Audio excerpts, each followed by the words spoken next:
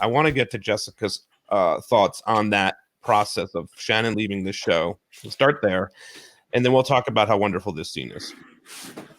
Okay, so I can't give you any input in this because I was too low in the totem pole at that time to have had anything to do with it. I knew what was going on, but I wasn't privy to the discussions that led to it. Right, Chuck? This was you.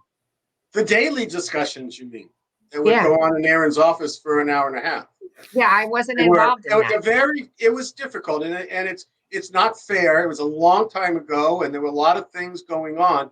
But boy, I don't know about you guys, but I see this, and I go, oh, gosh, and I'll call her Brenda. Why did you made it to this last episode to drive with, we give it 150 million, all your everything, and make us really regret what we have to do because it was the bad sent her away for the summer. moment. She could have come back. We only sent her away for the summer. It was toxic, guys. It was toxic. What really struck, she rose and did great work, as we've talked about, from all the Ray Randolph stories.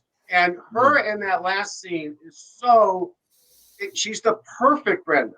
She looks great. She's aged. She's not a high school kid. She's a young woman.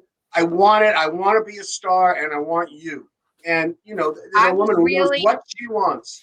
I was really as a writer and as a fan now looking at viewer, I was amazed by a couple of things in this episode. One, how awful her wardrobe was.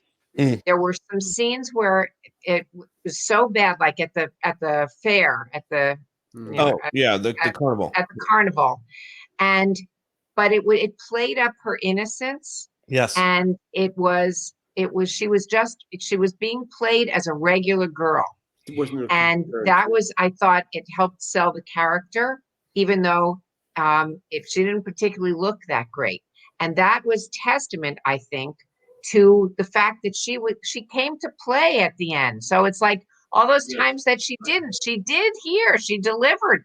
And that last scene, she sold it so beautifully. And I really loved the scene. I loved her talking about how her parents looked at Brandon and they'd never looked at her that way. And how she looked at them looking at him in the scene in the Walsh living room watching